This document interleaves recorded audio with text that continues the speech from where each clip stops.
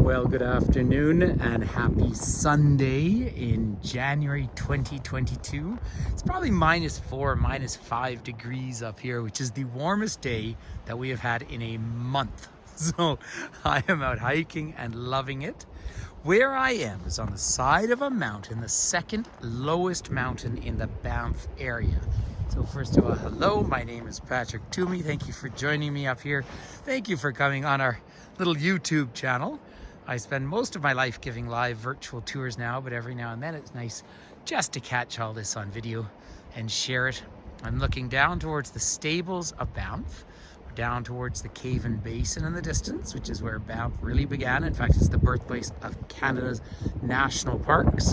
You're looking across at the Sulphur Range, quite a low mountain range there, and then down the Spray Valley and up towards Kananaskis country in the distance. But where am I? So I'm up right now at about 1,800 meters. There's a big raven, or about 6,100 feet.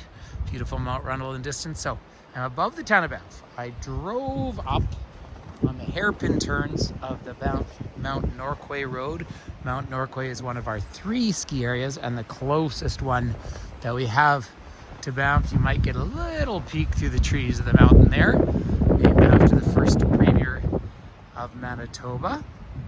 This has been about a 2.6 kilometer walk, so really not a tough walk at all.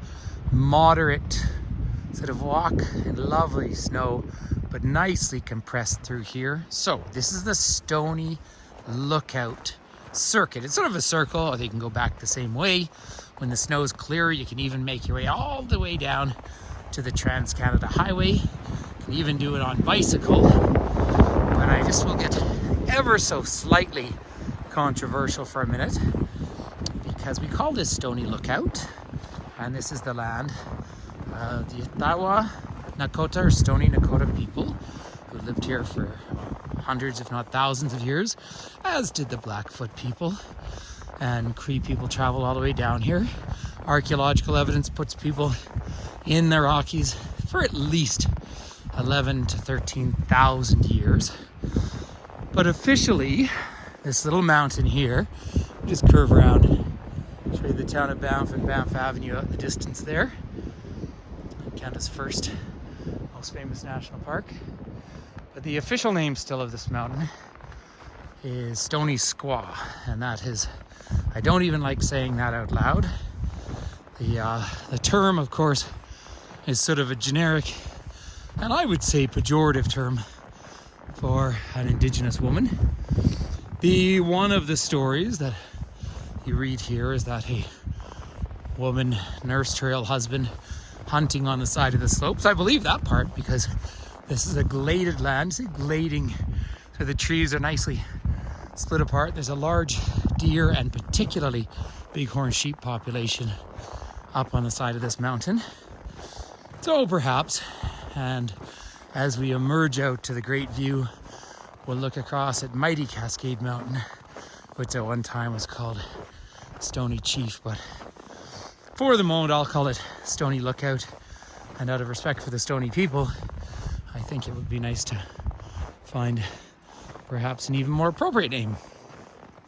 Down the valley, just about 15 kilometers from here, is Soaring Eagle, which was recently renamed as it had an even more racist name.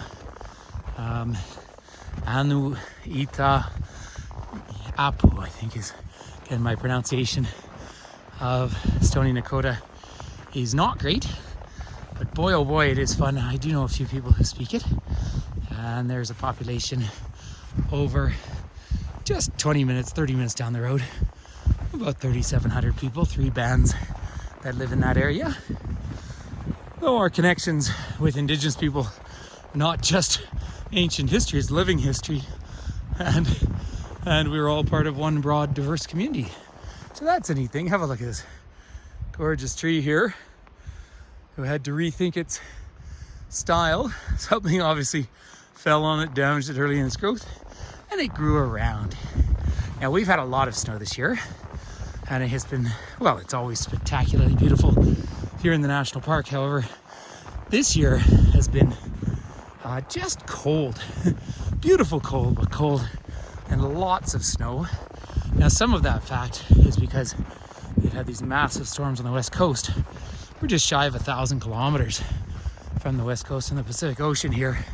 So when the precipitation makes its way up over the mountains, it has to cross the coastal mountains, the Columbia Mountains, and then make its way into the Rocky Mountains. So it tends to fall as snow, which is why our skiing is so good. But look at this view that is just making itself available to all of us, ladies and gentlemen. It's unless you don't like snow and mountains, I'd say this is about as beautiful as the world can get. I do hope that you can join me sometime on a live virtual tour up here or anywhere around the area. It's such a treat to show it. It's all about my reception, but I know at this point I have good reception here. Now, big avalanche shoots down the side of that mountain. In fact, you can see a bit of an avalanche formation in that big gully through there. Just hearing to some birds chatting away. And now we're looking over to the Fairholme Range and way in the distance up to the Palliser Range. And there's that fabulous sky that Alberta is so famous for. We're in the province of Alberta here, but in a Canadian National Park. And these trees are almost snow ghosts. They're totally covered in snow. So it's a treat to be up here. Down below, there's one dense stand of deciduous trees that we really have in the area. About 90% of the forest is pine, evergreen. There was, years ago, 20 odd years ago, a small bison herd in there. They were taken away and mixed with a larger herd up in the north of Alberta in Wood Buffalo National Park. And in 2017, bison were reintroduced. Not here anymore. They're back 2 ranges over in the Ghost area. And the bison have survived, and it is a success story. A baby was born in 2021. Bison are back in the national park. So when we talk about name changes, the little mountain, of course, the smallest one in the valley, Tunnel Mountain, everyone has signed the petition to rename it Buffalo Mountain or Sacred Buffalo Guardian, because that was historically its name. And as you look down to the valley, way down, you're looking 17 kilometers down towards the town of Canmore, outside of the park gates. And then it's another 15-minute drive and you're out in the foothills outside of the Canadian Rockies. So these are the front ranges of the mighty Western Cordillera. This is the loop on Stoney Lookout. And once again, just as a piece of advice in the summertime, I would highly recommend bear spray through here, because this trail is just not walked nearly as much as other trails around, even though it is an accessible trail. Both loops, this one is quite steep, the return, but still easy. Both loops end back in the parking lot area of Mount Norquay, the ski resort. And of course, if you really wanted to, you can finish off and go back and have a beer to celebrate your hike.